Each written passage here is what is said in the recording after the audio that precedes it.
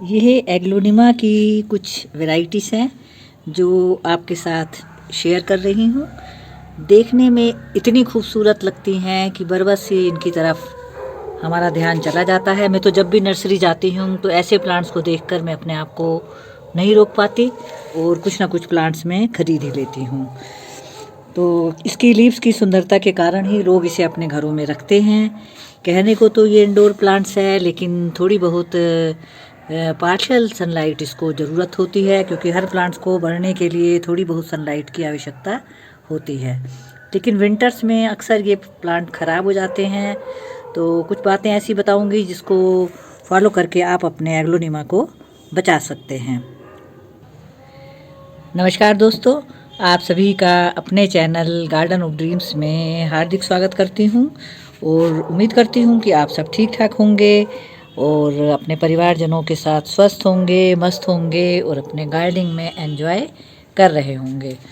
तो आज मैं आपको कुछ ऐसी बातें बताऊंगी जिनको फॉलो करके आप अपने एग्लोनिमा को बचा सकते हैं विंटर्स में, क्योंकि कड़ाके की ठंड में अक्सर ये अपने आप को नहीं बचा पाते हैं और ये प्लांट ख़राब हो जाते हैं।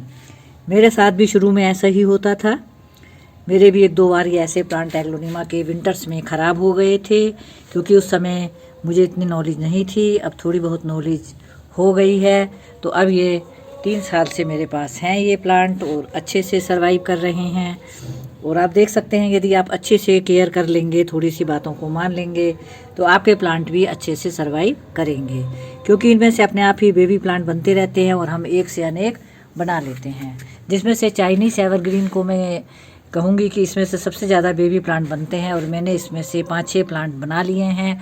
और अभी भी आप देख सकते हैं इसमें 3 जो हैं प्लांट हैं, एक मदर प्लांट है और 2 इसके बेबी प्लांट आपको दिख रहे होंगे। ये देखिए, आप देखिएगा, 2 इसके बेबी प्लांट बन रहे हैं और सामने भी मैंने लगाए हुए हैं और अपने बालकनी गार्डन में भी मैंने इसको रखा हुआ है, चाइनीज़ एवरग्रीन को।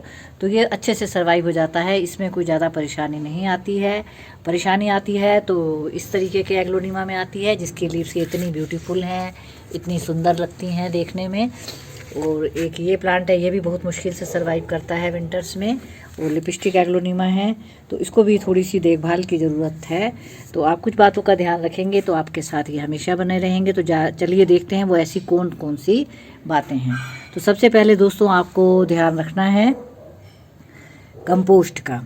अब विंटर्स आ रही हैं और इनका डोरमेंसी पीरियड शुरू हो जाएगा। डोरमेंसी पीरियड मीन्स ये रेस्ट पीरियड होगा इनका विंटर्स में। नवंबर, दिसंबर और जनवरी जब कड़ाके की ठंड पड़ती है तो एक तरीके से ये निष्क्रिय हो जाते हैं और सुप्त अवस्था में चले जाते हैं। इसी को हम डोरमेंसी पीरियड कहते हैं। तो ऐसे समय में आप इनको कोई भी कंपोस्ट ना डालें।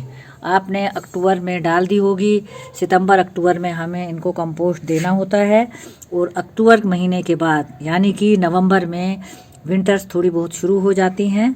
तो नवंबर से लेकर के और जनवरी तक 3 महीने में आपको इन्हें रेस्ट करने देना है। इनको डिस्टर्ब बिल्कुल भी नहीं करना है और इसमें कोई कंपोस्ट आपको नहीं डालनी है, क्योंकि यदि आप कंपोस्ट डालेंगे तो कोई फ़ायदा नहीं होगा, ये उसको नहीं ले पाएंगे उसमें से पोषक तत्वों को।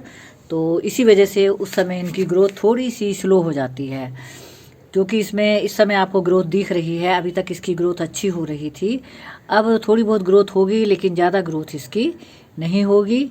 बस आपको इसको बचाना है। तो सबसे पहले इसमें ध्यान रखना है, कंपोस्टिंग बिल्कुल ना करें। और सेकंड नंबर पर वाटरिंग का ध्यान रखें। पानी इसमें आपको बहुत ध्यान से देना होगा। विंटर्स में वैसे भी हम पानी जो है बहुत कम डालते हैं। मैंने आज सुबह ही इसमें पानी दिया है, क्योंकि बिल्कुल इसकी मिट्टी सूख गई थी। तो जब आप देखें कि इसकी मिट्टी ऊपर से बिल्कुल सूख गई है, तभी आप इसमें पानी दें, क्योंकि ओवर वाटरिंग से इसकी जड़ें गल जाती हैं। आप देख सकते हैं जो इसके स्टेम होते हैं बहुत ही नाजुक होते हैं और ज़्यादा पानी को ये बर्दाश्त नहीं कर पाते हैं। तो आप इस तरीके से उंगली को 1 से 1.5 इंच तक अंदर करके देखें। यदि आपको सॉइल गीली दिखती है तो आप इसमें पानी ना डालें। तो विंटर्स में कम से कम 10 से 15 दिन तक बिना पानी के ये रह सकते हैं। फिर भी आप चेक ज़रूर करें और कभी कभी ऐसा होता है विंटर्स में 10 दिन में हम पानी दे सकते हैं, 15 दिन में भी, और कभी कभी 20 दिन भी निकल सकते हैं। तो पानी का भी आपको ध्यान रखना है। तो 2 बातें आपकी हुई, कंपोस्टिंग एंड वाटरिंग। तीसरी बात जो आपको ध्यान रखनी है वो ये कि इसको रखना कहाँ है। तो गर्मियों में तो हमें इसको बिल्कुल डायरेक्ट सनलाइट नहीं रखना होता है, इसको डायरेक्ट सनलाइट से बचाना होता है, हमें इनडायरेक्ट सनलाइट देनी होती है। विंटर्स में आप ऐसी जगह रख सकते हैं जहां सुबह की इसको थोड़ी सी धूप मिल जाती है, तो कोई नुकसान नहीं है, थोड़ी बहुत धूप इसको मिलनी चाहिए विंटर्स में। और तेज़ धूप में तो ये इसकी लीफ जो है आपको दिख रही हैं कैसी नाजुक लीव्स हैं, तो वो बर्न होने लगती हैं। तो बस ऐसी जगह रखिए जहाँ पार्शियल सनलाइट हो। मेरा ये टेरेस पर ही रहता है और टेरेस में अच्छे से ये चल रहे हैं, थोड़ी बहुत धूप इनको मिलती है। जैसे कि इस समय आप देख रहे हैं सवेरे का समय है 12 बजे का, और थोड़ी बहुत धूप यहाँ पर आई हुई है। तो ऐसी धूप में ये अच्छे से सरवाइव कर लेते हैं।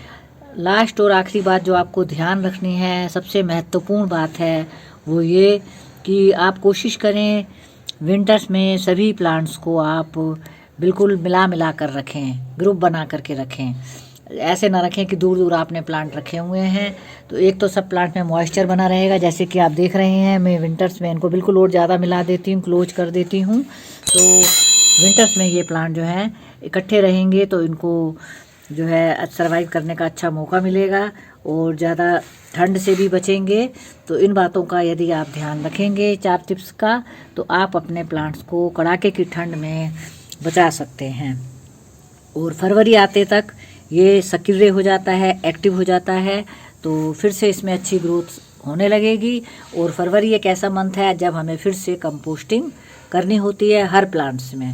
तो फरवरी का इंतज़ार करिए और अब आप इसे ऐसी जगह रखिए जहाँ इसको थोड़ी सी लाइट मिले, सेमी सनलाइट मिले, और पानी का ध्यान रखें। बस इन बातों का ध्यान रखेंगे तो आपका प्लांट भी हमेशा आपके साथ बना रहेगा।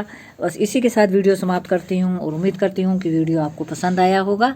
पसंद आया हो तो प्लीज़ लाइक, कमेंट तो शेयर करें। और साथ में जो लोग मेरे चैनल पर नए हैं तो उनसे रिक्वेस्ट करूँगी कि मेरे चैनल को सब्सक्राइब करें। Thank you and happy gardening.